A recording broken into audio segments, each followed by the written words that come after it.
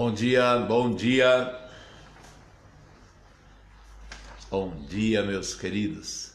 Bom dia, amigos. Bom dia, irmãos. Bom dia. Chegou sexta-feira. E frio de novo, mas tá bom. Tá excelente. Frio na época do frio, que seja calor na época de calor. Bom dia. Opa, a Rô já tá atenta lá. Bom dia, meu amor. Bom dia. Já tá acordada, já disposta.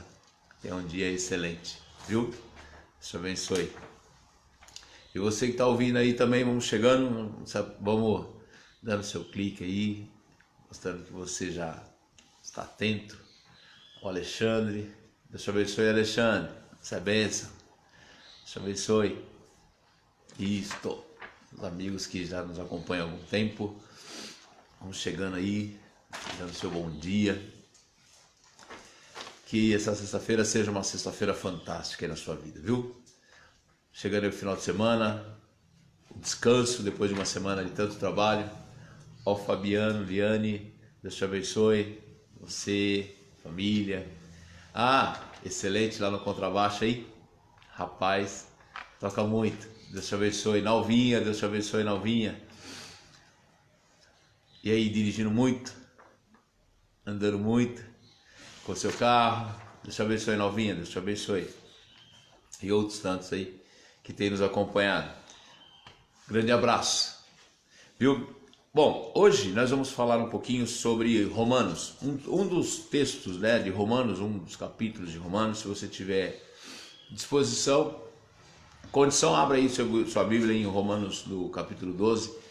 É um pouquinho do texto que nós vamos falar hoje, está lá em Romanos 12, no versículos 14, 15, 16 e 17. Talvez não dê tempo de falar sobre tudo, de uma forma um pouco mais profunda, né, vamos dizer assim, ou com maior número de comentário, mas não tem problema não, já vai dar para entender bem o que Paulo estava dizendo. E aí, se houver necessidade, a gente acrescenta em outro momento. Mas nós vamos falar de Romanos hoje. Paulo, quando ele escreveu o livro de Romanos, os especialistas, né, aqueles que são estudiosos da Bíblia, dizem que o livro de Romanos ele é um dos livros mais complicados que tem na Bíblia para um entendimento, para uma discussão. E eu creio que seja mesmo, porque ele é um livro doutrinário.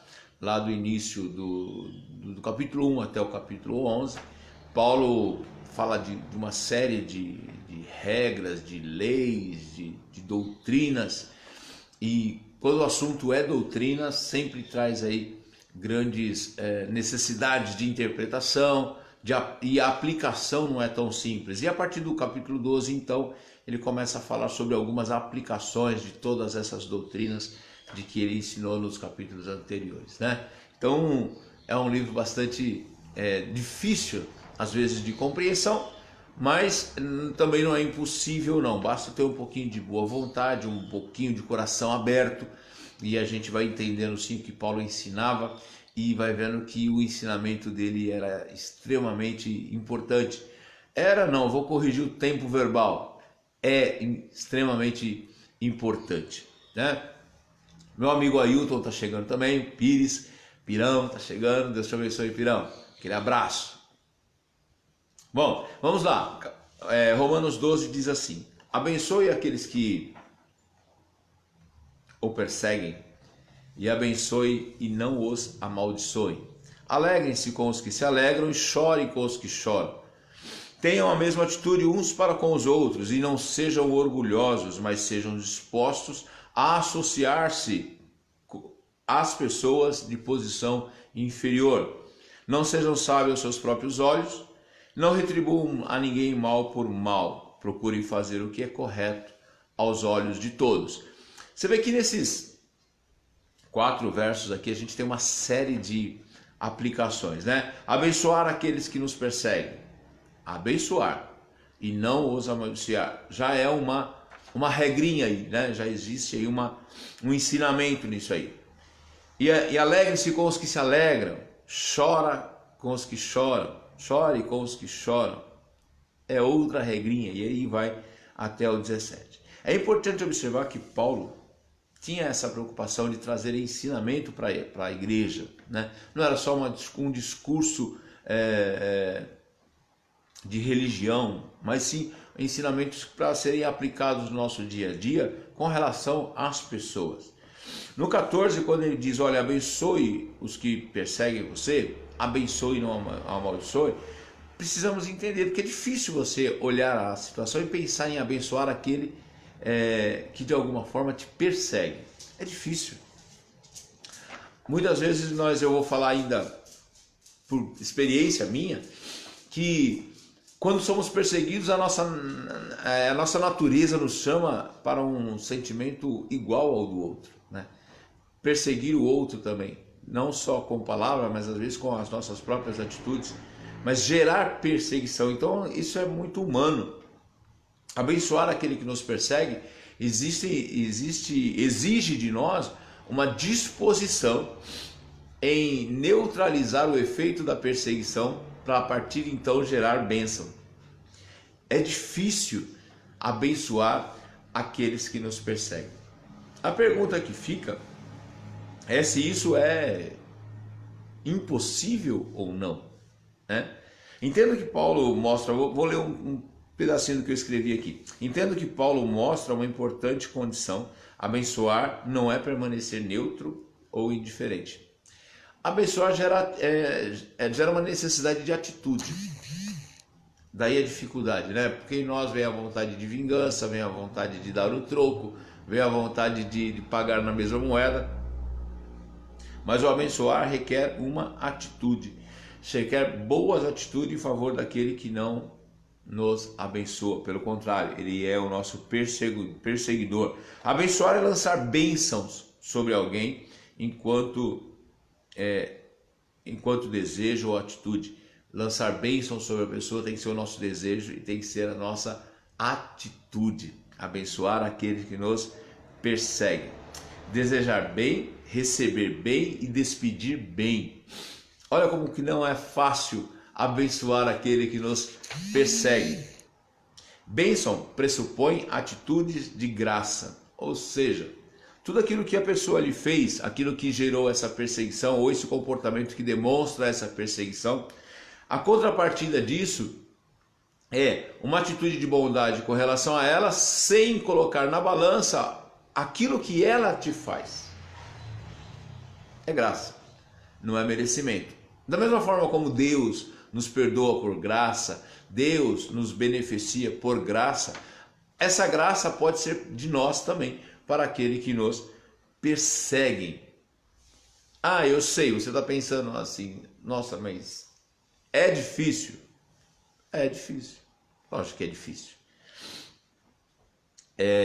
Parece que é ir contra tudo aquilo que é a nossa natureza.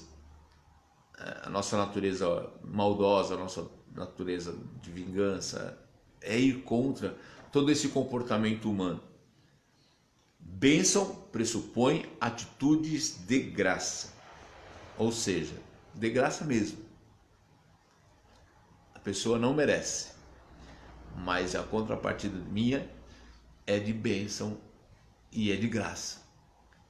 Está lá no versículo 14, Paulo ensinando a igreja: abençoe aquele que os persegue, abençoem e não os amaldiçoem. É lutar contra o nosso próprio ego mesmo, é lutar contra a nossa própria vaidade, é lutar contra o nosso próprio entendimento, é lutar sim contra o eu. Sim, é lutar contra o eu. Abençoar aqueles que nos amaldiçoam, ou digo, aqueles que nos perseguem. A Rosana chegou, a Esquinca chegou. Deus te abençoe, Esquinca. Grande abraço, fica com Deus. Tenha aí um excelente dia de trabalho, viu? Nesse friozinho, tenha aí um excelente dia. No versículo 15, ele diz assim: chorar com os que choram e se alegrar com os que se alegram. O verso está no sentido contrário.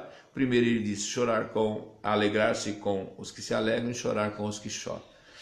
Há coisa de 15 dias atrás, eu estava ministrando uma palavra na igreja e eu fiz uma pergunta, porque me fizeram também essa pergunta, baseado nesse verso: se alegrar com os que se alegram é mais fácil do que chorar com os que choram ou vice-versa? Ou o que é mais fácil? Alegrar-se com os que se alegram ou chorar com os que choram? E a resposta foi unânime, dizendo que o mais fácil era alegrar-se com os que se alegram. E ficou assim, né, uma resposta bem interessante e aparentemente fácil. E você, o que você acha? Que para você é mais fácil chorar com os que choram ou alegrar-se com os que se alegram? Pensa rápido, pensa rápido. Na oportunidade, no dia da palestra, há 15 dias atrás, as pessoas responderam que o mais fácil é chorar com os que choram. E aí eu disse que não, que o mais fácil, aliás, que o mais... Vamos corrigir? Eles me disseram que o mais fácil era alegrar-se com os que se alegram e o difícil seria chorar com os que choram. Corrigindo e dizendo a forma certa, eu disse a eles que o mais difícil é alegrar-se com os que se alegram. Chorar com os que choram, então, seria fácil. O que vocês pensam a respeito? Vamos tentar entender por que é tão difícil viver alguns ensinamentos? E eu digo para vocês que o mais difícil é alegrar-se com os que se alegram. Chorar com os que choram não me parece ser tão difícil. Por quê? Chorar com os que choram mostra que aquela pessoa com que você está vivendo ou que você está compartilhando no momento, me parece que ela está em condição inferior. Ela depende de você para chorar. Então você chorando ao lado dela, você está, me parece que é um nível melhor do que o dela, podendo ser aquele que consola, podendo ser aquele que dá atenção, podendo ser aquele que dá cuidado. Humanamente, isso em nós gera uma possibilidade, e é muito simples até, porque você está realmente numa condição melhor, você está ajudando, você está confortando, sim? Está entendendo? Humanamente você está melhor. A pessoa que está chorando é que está numa condição de inferioridade emocional, inferioridade física. E aí me parece ser muito mais simples eu me posicionar, me sentir doído em função daquela pessoa e ser o seu ajudador. Agora, alegrar-se com os que se alegram muda todo o aspecto desse atendimento. Porque nem sempre alegrar-se com os que se alegram me coloca nessa posição de estar melhor. Está entendendo? É humano. Muitas vezes as pessoas estão melhores que nós. E aí, eu me elevar àquela condição, não vivendo aquela condição, exige de mim um sacrifício, um esforço enorme. Alegrar-se com os que se alegram tem que fazer morrer esse eu para viver o que a pessoa está vivendo. Não importa mais o que eu estou vivendo. O que importa é o que a pessoa está vivendo. Deixou de ter qualquer valor a minha condição. Aí eu estou triste, eu estou sofrendo, e eu vou me alegrar com aquele que não está triste, com aquele que está alegre. Eu vou me alegrar com o sucesso daquele outro lá. E aí, o nosso coraçãozinho precisa de receber um choque transformador para se posicionar adequadamente e sem falsidade, sem mentira, conseguir sorrir com os que sorriem. Agora, veja como existe aí situações que mostram essa dificuldade. Eu tenho ouvido comentários a respeito de Facebook. Facebook é fantástico, nós estamos usando esse canal para nós falarmos a respeito, né? Pensa como é bom, Facebook. Mas já ouvi de algumas pessoas comentários de Facebook dizendo, olha, Facebook, as pessoas são extremamente vaidosas. As pessoas no Facebook são metidas. As pessoas no Facebook gostam de ostentar. Por quê? Porque as pessoas no Facebook colocam fotos de passeios. As pessoas no Facebook colocam fotos de momentos de festa. As pessoas no Facebook colocam fotos das suas aquisições, do seu carro novo, coloca foto da sua família, coloca foto dos seus jantares, coloca foto. Fazem suas postagens lá de uma historinha da sua vida. E as pessoas que ouvem comentar, comentou negativamente. Existe sim, lógico, aqueles que colocam e fazem essas postagens com esse princípio sim, de se mostrarem bem, de serem vaidosos. É lógico que existe, é natureza humana, o humano é assim mesmo, desde o passado. O camarada, ele vai numa academia, ele fica direto olhando no espelho para mostrar os seus músculos e aquilo que ele já está conquistando. Veja dia de frio, cara. Dia de frio, o cara vai na academia e ele tá de camiseta regatinha, porque ele quer mostrar lá a sua condição física. Mas é o meu julgamento, é aquilo que eu estou vendo. Eu estou dizendo que ele está fazendo aquilo para se mostrar. Eu estou dizendo. Algumas vezes pode ser que seja mesmo. Mas e daí? Qual a importância disso para a minha vida? É a pessoa que é desse jeito. Agora, a grande maioria não. A grande maioria faz as suas postagens a título de compartilhar. E aí, o Facebook não é uma rede supostamente de amigos. O Facebook é uma rede supostamente de amigos, de pessoas que têm alguma consideração entre si. Agora, o camarada me coloca uma foto lá do momento que ele está vivendo, e aí, em vez de eu me alegrar com o sucesso dele, em vez de eu me alegrar com a conquista dele, em vez de eu me alegrar com o jantar que ele está realizando, em vez de eu me alegrar com o carro que ele comprou, em vez de eu me alegrar com a viagem que ele está fazendo, e assim por diante, em vez de eu me alegrar, eu aponto o meu dedão e falo, ó, que metido a besta, ó. Só porque trocou de carro, está colocando foto no Facebook. Eu me ofendo com a alegria daquele outro. Eu me ofendo com o sucesso daquele outro. Eu me ofendo com a beleza daquele outro. Eu me ofendo com a felicidade daquele. E eu começo só a fazer acusações. Olha, tá só querendo mostrar-se feliz, tá só querendo mostrar-se alegre. Peraí. O pressuposto do ensinamento de Paulo é alegrar-se com os que se alegram. E se eu preciso me alegrar com aquele que está alegre, eu preciso abrir mão do meu entendimento humano. Eu preciso abrir mão daquilo que a Bíblia ensina sobre algo que nós chamamos de obras da carne.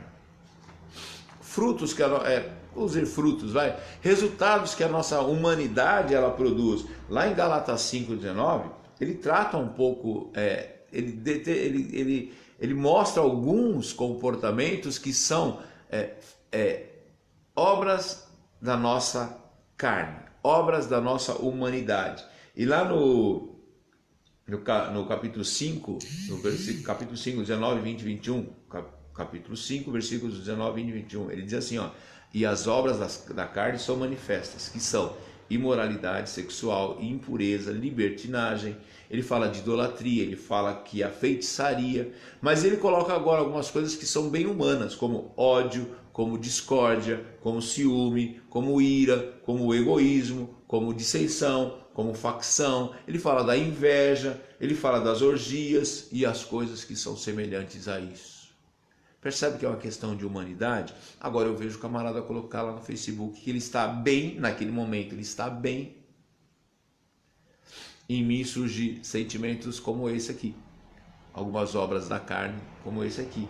Eu olho, eu fico com um sentimento de egoísmo, porque só eu posso ter foto, como se só eu pudesse ter fotos, boas fotos para publicar.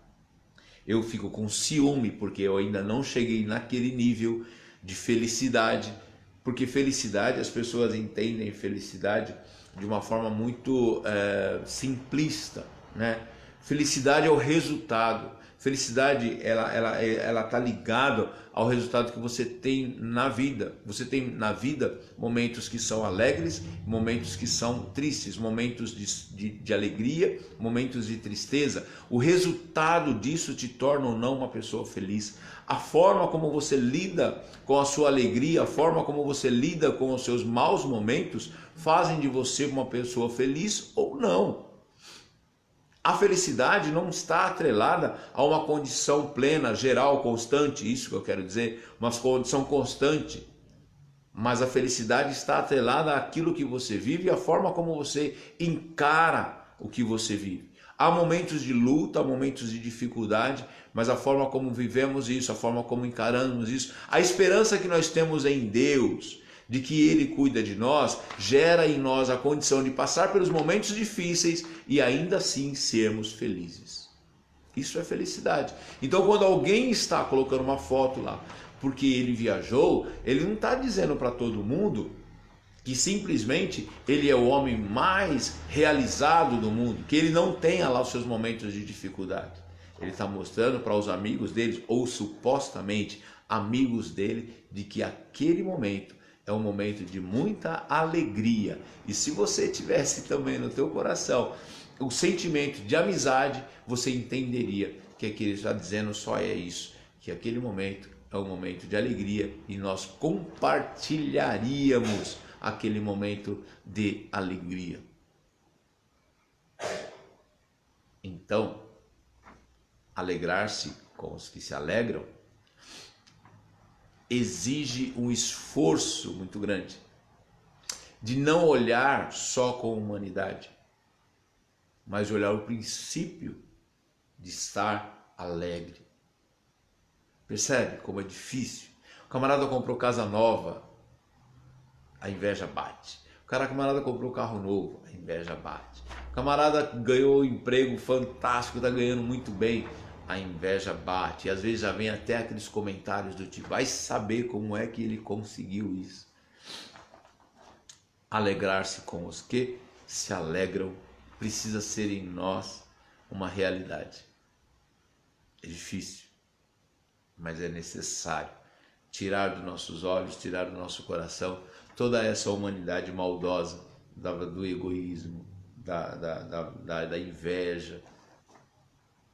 Não adianta falar que é invejinha branca, não, que você sabe muito bem quando a inveja ela é branca, né? A boa inveja, que dizem que tem, e eu acredito que tenha mesmo, porque a inveja, a boa inveja é aquela inveja que não suscita querer o que o outro tem, mas suscita conquistar o que o outro conquistou, né?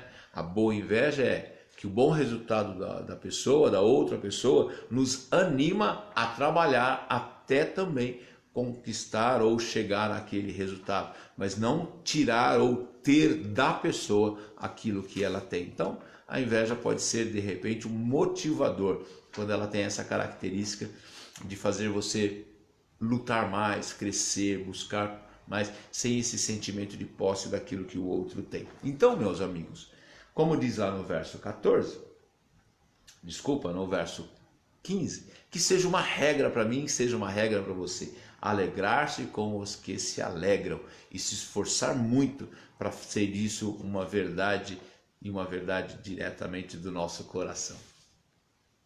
Sim? Falei que hoje ia ser legal? Legal, né? Nunca devemos esquecer, então, da nossa composição humana, viu? Para conseguir viver e se alegrar-se com os que se alegram. Que esse ciúminho, esse egoísmo, essa vaidade, essa inveja, são sentimentos humanos e que precisamos tratá-los. Observe que algumas das obras definem perfeitamente o nosso comportamento, já li. Devemos agir de modo a respeitar e ajudar as pessoas, produzindo comportamentos e resultados que mostram claramente a existência de Cristo em nós. Agora pegou. E ficou bom, porque a nossa existência, como cristãos que somos, pressupõe a necessidade de que em nossas atitudes apareça Cristo. Pastor Edilson, Pastora Sônia, Deus te abençoe, grande abraço. As nossas atitudes, os nossos comportamentos pressupõe a existência de Cristo em nós. Se eu digo pressupõe é porque precisa a todo momento aparecer Cristo em nós. Cristo e o seu comportamento, Cristo e a sua forma de vida, Cristo e tudo aquilo que ele deixou como ensinamento em nós, em nosso comportamento, na atitude, no nosso dia a dia, nos nossos afazeres, deve aparecer. E quando a gente fala desse texto, do alegrar-se com os que se alegram e chorar com os que choram, alegrar-se com os que se alegram, que eu disse que é o entendimento mais difícil, precisa aparecer Cristo em nós. Precisa aparecer o amor de Cristo pelas pessoas em nós. Da mesma forma que Ele nos amou. Porque Cristo, quando Ele estende e Ele abre a possibilidade de nos amar, né? Vou dizer a possibilidade porque depende muito do nosso querer, no sentido de viver o que Cristo ensinou. Então, Ele não olha para as nossas deficiências, Ele não olha para aquilo que nós temos dificuldade, Ele simplesmente nos ama. E nos ama justamente porque temos essas necessidades, somos fracos, somos falhos, temos erros, e por causa dessa condição, Ele então nos chama para o seu amor, Ele nos chama para o seu cuidado, Ele nos chama para o seu trato, e Ele começa a tratar o nosso coração. Então, para que Cristo seja visto em nós, há necessidade de, nessa situação, nós também observarmos e tratarmos as pessoas com esse comportamento de amor, de cuidado. Alegrar-se com os que se alegram exige de nós a proximidade do Cristo, a proximidade de Jesus, para que Jesus, habitando em nós, nós consigamos então transferir a imagem do Cristo para as pessoas, a imagem de Jesus para as pessoas, com todo o seu amor e cuidado. Devemos respeitar e ajudar as pessoas, produzindo comportamentos e resultados que mostram claramente essa existência em nós. É possível? É. Sim, plenamente possível. Primeiro passo, aceitar o Cristo. Aceitar o Cristo em nós. Aprender com Ele. Entender como que Ele fazia, como Ele vivia e entender os seus ensinamentos. A partir disso, aplicar com relação às pessoas esse ensinamento. E aí certamente, aqueles que estão em nosso entorno, aqueles que estão ao nosso redor, terão vida melhor, porque você vai viver melhor. Com Cristo no seu coração, com a vivência de Cristo, com o ensinamento de Cristo, a aplicação disso, você vive melhor, eu vivo melhor. E as pessoas que estão em nosso entorno também viverão melhor. E nós conseguiremos aplicar lá o ensinamento de Paulo, quando ele diz: alegrem-se com os que se alegram e chorem com os que choram. No versículo 17 de Romanos 12, ele ainda diz assim: não retribuam a ninguém mal por mal. Procurem fazer o que é correto aos olhos de todos. Paulo, nesse texto, ele nem fala assim, fazer o correto o que é aos olhos de Deus. Ele primeiro coloca a coisa assim no âmbito humano, né? Procurem fazer o que é correto aos olhos de todos. E para encerrar, no versículo 18, ele diz: façam todo o possível para viver em paz com todos. Encerramos. Que você tenha o cuidado de ler esse texto lá de Romanos 12, do versículo 14 até o 18, que nós usamos para fazer essa reflexão de hoje, e que Deus possa transformar o entendimento a ponto de que no seu coração ele fique alicerçado, que nosso coração, né, ele fique alicerçado, e isso aí produza para a nossa vida, produza bens, produza graça para a nossa vida e para a vida daqueles que estão ao nosso entorno. Sim? Feche os seus olhos, vamos orar.